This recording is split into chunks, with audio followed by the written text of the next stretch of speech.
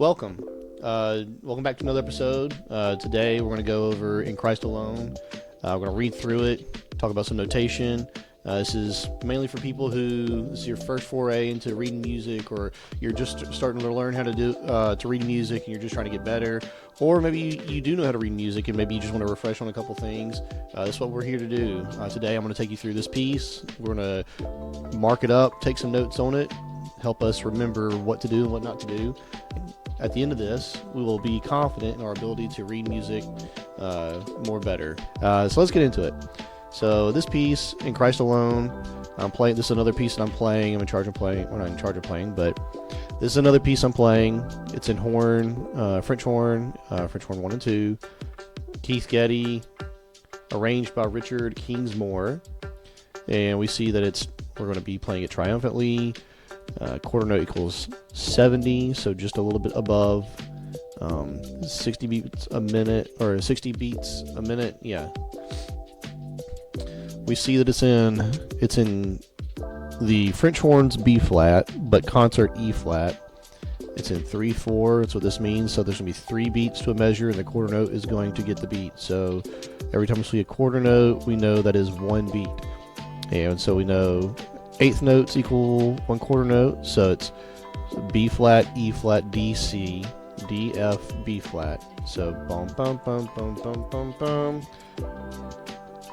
So this is a 1 and 2. That's what this quarter note is going to get. 1 and 2, and then and 3.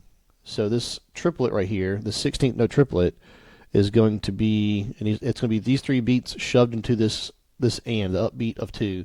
So that's what that means. And then we're going to play this crescendo, get louder, maybe on theme with triumphantly. That would make sense. And then we have this quarter rest, 8th rest. So and 3 and 4, or and 3 and 1, 2, 3 and 1. Then we're going to hit a key signature change. We're going to go to concert F, which is the French horn's C scale, C starting on C to C. Then we rest on the downbeat of 1, but on the upbeat of 1, it's going to be, that's where this phrase is going to start. And 2, 3, and 1, and 2, 3, 1, 2, 1, 2, 3, 1, 2, 3. And we're going to taper off. We're going to hit this, make sure we play this decrescendo well.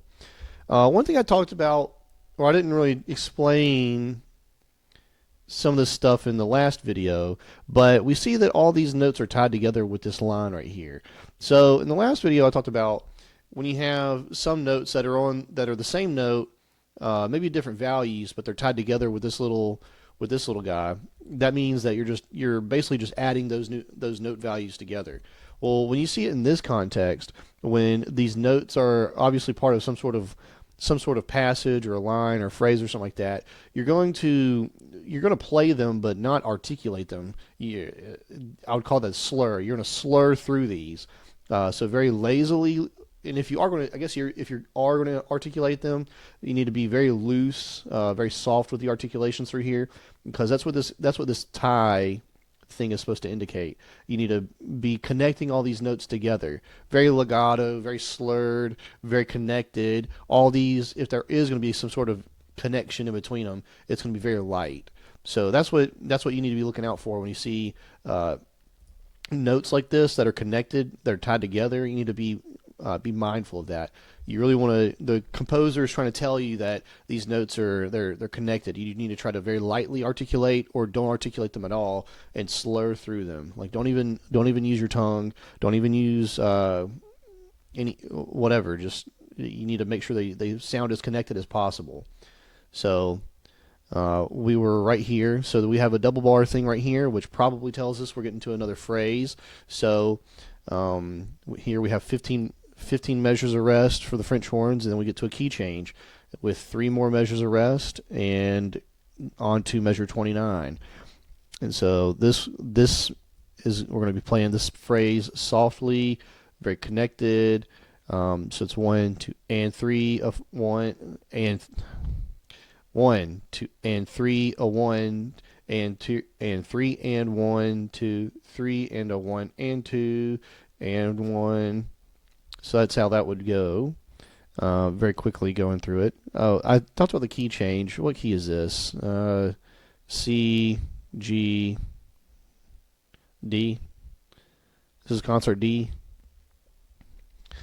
So, yeah, concert D for French horn, I think. And so it gets on with that phrase. We have 4 measures of rest because someone else, some other part of the ensemble is probably playing something very nice, and we are not expected to play anything. Then we get here. We're going to have a phrase that we're going to take this mezzo piano that we were just doing, and we're going to increase it and get louder. So 1 and 3 and 1, 2, 3 and 1. Rest, rest. 2 and a 3 and 1. And here we go, decrescendo, back to probably a mezzo piano because that's where we started at before, right here. Then we got into a forte, and probably logically it would make sense to go back down to the mezzo piano, unless there's something. Oh, yeah, here we go, right here. Good guess. So, played our phrase. We have a measure of rest, and then we have measure 44 coming up. 1 2, and 3 a 1 and 3 and 1 2 3 and a 1 and 2 and 1. So it's very, if you know the hymn in Christ Alone, if you know the song, it's very on theme. That's the melody right there, and we're just us the French horn sections are just playing it right here during these measures. For 49, we're going to take a break. 50, rest, rest. 3 and a 1 2, and then we're going to increase. We're going to really accentuate this A right here. And make sure it gets louder because we are at a mezzo forte. Maybe bring that up to a forte, but then we're going to go into 4 measures of rest. So it's going to change songs to how firm a foundation. So this is going to be within this overall song of In Christ Alone.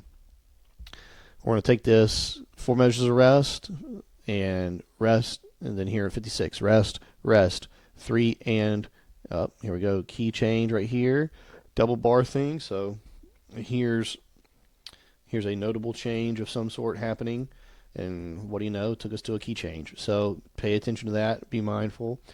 So it was 3 and 1 2, 3 and 1 2, rest. Then we go back and then we go into a 4/4 and a retard. So 4/4. We're playing this, watching for the slowdown. And then right here we have another key change. Double bar means we're probably doing something different, and an odd tempo coming up. So we were already pretty slow at 70 beats a minute. We slowed down even more. And then this pickup, this note right here, I'd call this a pickup into this phrase because this obviously belongs to this right here. So we're going to retard in this pickup into it. We're going to make sure we play it loud, and it's going to lead us. The conductor is probably going to use this pickup to go back to the tempo we were originally playing. So we're going to play 3, 4, 1, 2, 3, 1, 2, 3, 1, 2, 3, 1. Here's an accidental. It's a B flat, not a B natural. 1, 2, rest, and 4.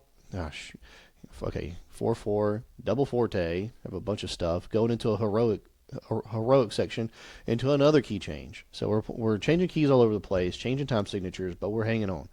So 4/4, 1 2 3, 1 2 3, and 4 a 1 2 and 3 and 1 2, 3 and a 1 and 2. So here's our heroic main theme. So we're out of how firm a foundation, and we're back into the main In Christ Alone part.